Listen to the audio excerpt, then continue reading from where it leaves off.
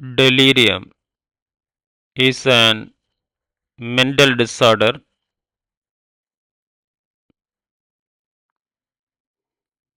Look at this picture.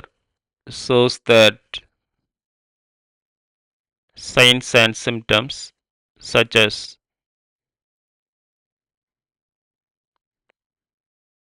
confusion, disorientation. Look at this. And CT, brain, MRI findings. Look at this. Imbalance of neurotransmitters. Detail going on. Introduction. Delirium is a serious and often sudden disturbance in mental abilities that results in confused thinking and reduced awareness of the environment.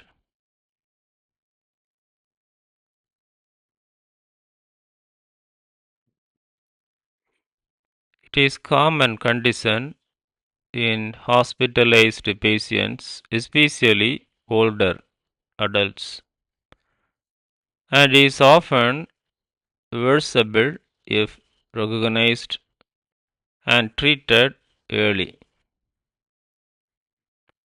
Delirium can be a medical emergency and is associated with increased morbidity,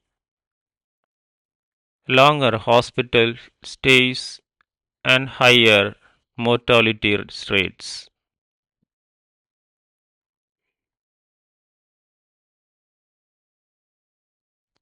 Definition. Delirium is an acute, transient, and usually reversible disorder of attention, cognition, and consciousness that typically develops over hours to days. It is characterized by a fluctuating course and disturbances in awareness, perception, memory, and behavior.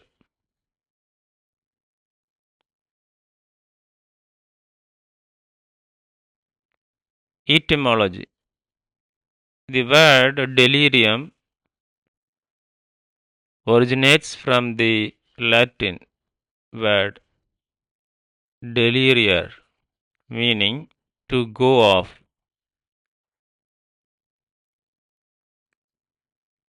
The furrow which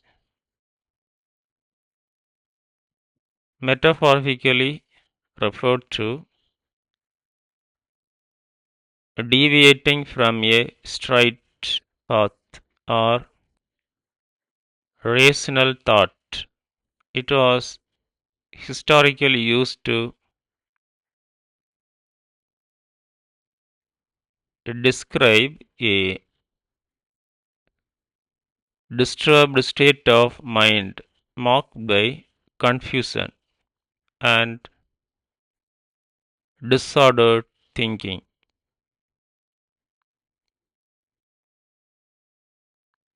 Epidemiology.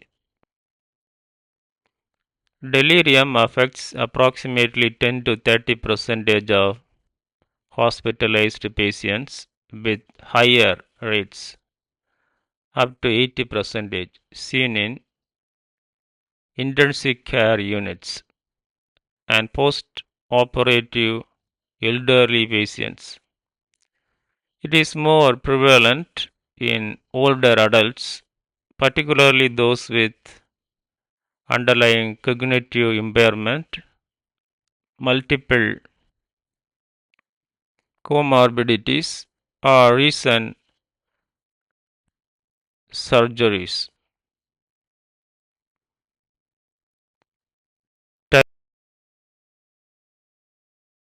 Types. Delirium is classified into three main primary types based on psychomotor behavior.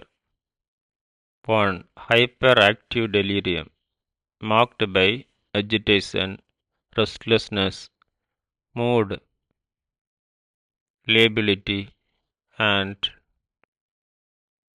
hallucinations.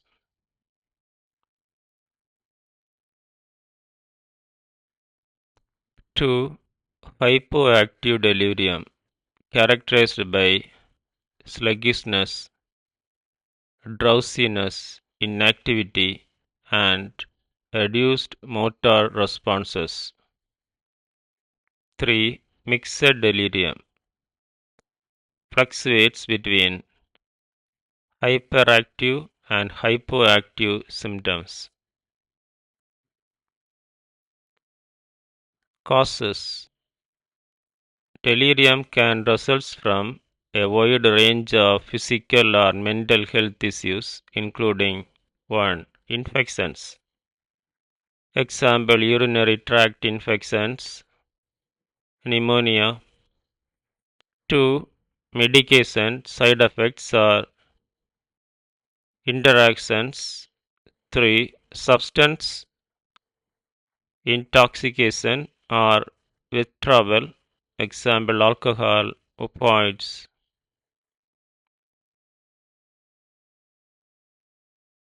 4. Electrolyte imbalances. 5. Severe illness, example sepsis, organ failure. 6. Surgery or anesthesia, especially in older adults. 7. Pain. 8. Hypoxia or poor oxygenation. 9. Dehydration or malnutrition. 10. Brain disorders, example stroke, dementia. Risk factors. 1. Advanced age, especially over 65 years. 2. Pre-existing cognitive impairment or dementia. 3. Multiple comorbidities. 4. Polypharmacy. 5. Recent surgery or hospitalization. 6. Alcohol use disorder. 7. Sensory impairment, vision or hearing loss. 8. Sleep deprivation. 9. Social isolation. Complications. 1. Increased hospital stay duration. 2. Long-term cognitive decline. 3. Functional impairment. 4. Increased risk of nursing home placement. 5. Higher mortality rate. 6. Increased risk of falls and injury.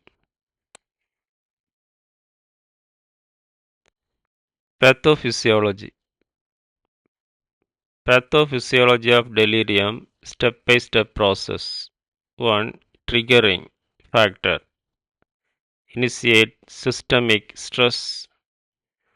Delirium begins with perpetuating factor such as infection, surgery, dehydration, medication, effects, or metabolic imbalances. These stresses disrupt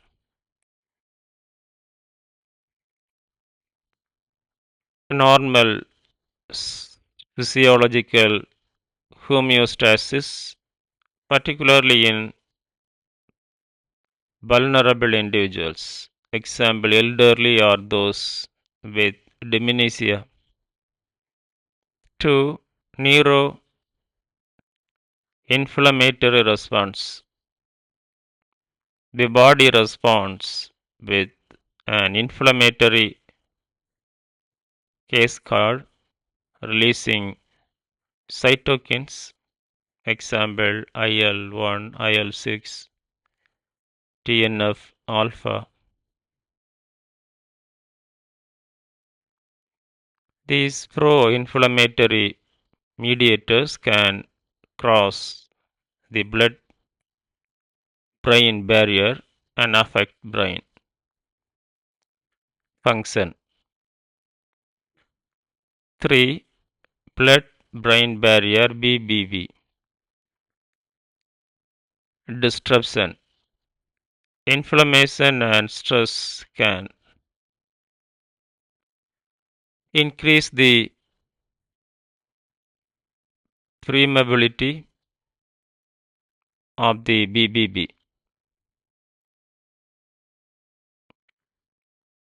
This allows harmful substances, example toxins, cytokines, to enter the central nervous system and impair neuronal signaling. 4. Neurotransmitter imbalance. There is a significant decrease in acetylcholine, a neurotransmitter crucial for cognition and attention.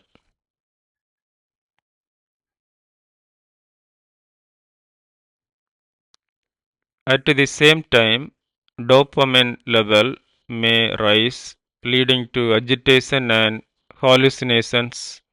Other neurotransmitters like serotonin,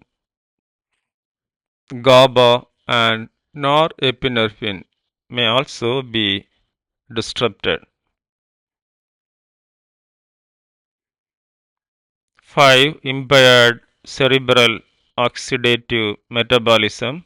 Stressors such as hypoxia, low glucose, or impaired perfusion reduce energy supply to the brain. This leads to neuronal dysfunction and reduced cerebral autoregulation. 6. Disruption of cortical and subcortical circuits. The balance between excitatory and inhibitory circuits in the brain is lost. Cognitive and behavioral functions become unstable, resulting in confusion, disorientation, and perception of disturbances. 7. Fluctuating consciousness and cognition due to disrupted neurotransmission and cerebral perfusion. The individual experiences an acute change in attention, awareness, and cognition, which fluctuates throughout the day.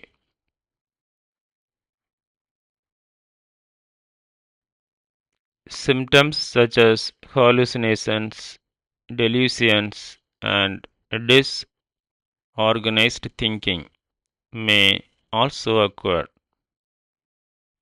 This cascade leads to the clinical picture of delirium, with rapid onset and fluctuating symptoms, often reversible with appropriate treatment of the underlying cause.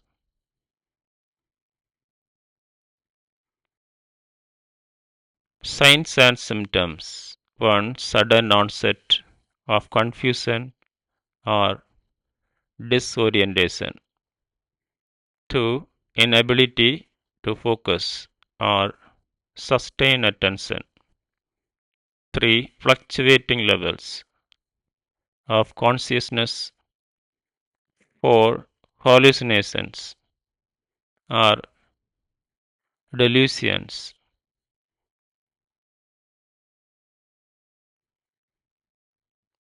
5. Altered sleep-awake cycle. 6. Agitation or lethargy. 7. Memory disturbances. 8. Disorganized thinking. 9. Learning difficulties. 10. Emotional disturbances. Anxiety, fear, irritability. Diagnosis. 1. Diagnosis is clinical and involves clinical history and mental status exam. 2. Confusion assessment method CAM. Acute onset and fluctuating course in attention. Disorganized thinking.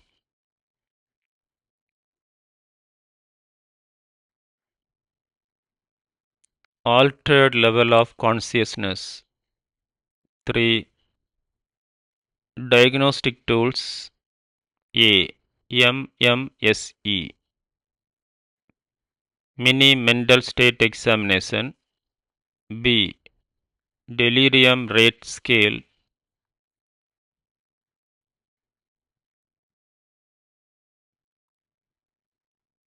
4. Lab test and imaging to identify underlying causes. CBC, electrolytes, liver, kidney function test, CT, MRI if needed.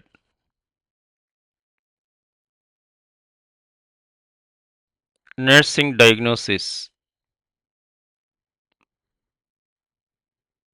Examples of nursing diagnosis for delirium include 1. Acute confusion related to altered brain metabolism as evidenced by disorientation. 2. Risk for injury related to fluctuating cognitive status and impaired judgment.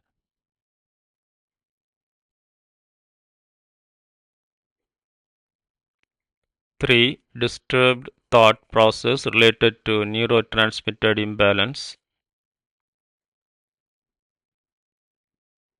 4. Disturbed sensory perception related to altered mental status. 5. Sleep pattern disturbances related to altered circadian rhythm. Medical management. 1. Identify and treat underlying causes. 2. Adjust or stop causative medications. 3. Provide fluids, oxygen, and nutrition. 4. Manage pain, infection, or metabolic imbalances. 5. Use low dose antipsychotics. Example haloperidol, QTSly.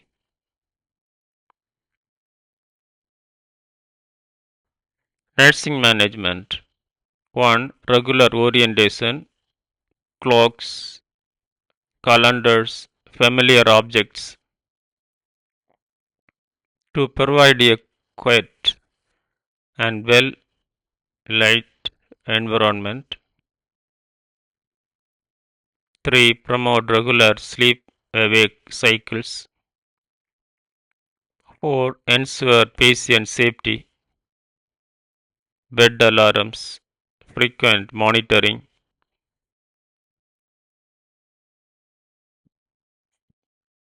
5. Encourage family involvement. 6. Educate patient and family. 7. Monitor fluid, electrolyte status, and vital signs. Treatment options. 1. Non-pharmacological interventions, first line. 2. Pharmacological treatment, only if necessary and after ruling out reversible causes.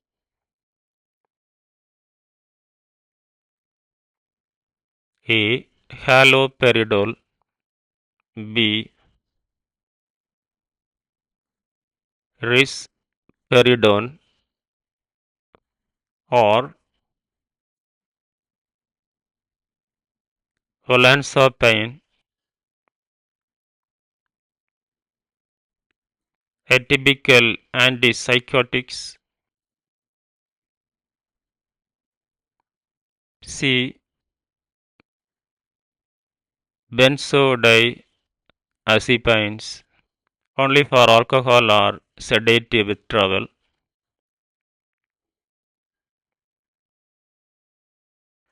Psychosocial medicine. 1. Reorientation therapy. Use calendars, clock, and frequent reminders of place and time. 2. Family engagement. Encourage familiar voices and presence to provide reassurance.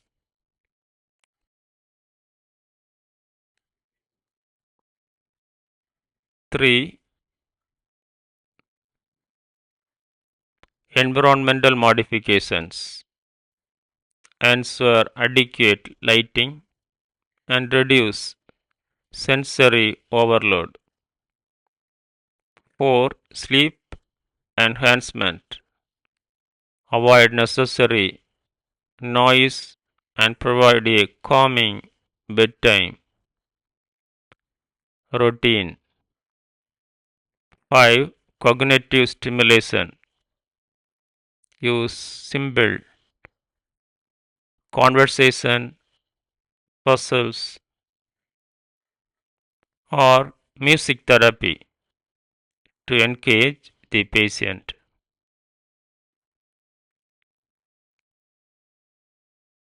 Prevention. 1. Identify high risk patients early. 2. Avoid polypharmacy and unnecessary medications. 3. Ensure proper hydration and nutrition. 4. Promote regular sleep patterns.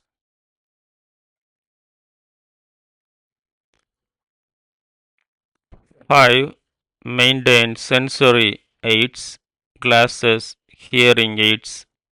6. Minimize use of physical restraints. 7. Mobilize patients early and frequently.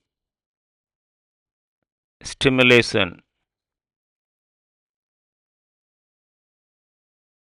In conclusion, delirium is a potentially reversible yet serious condition common in vulnerable populations such as the elderly.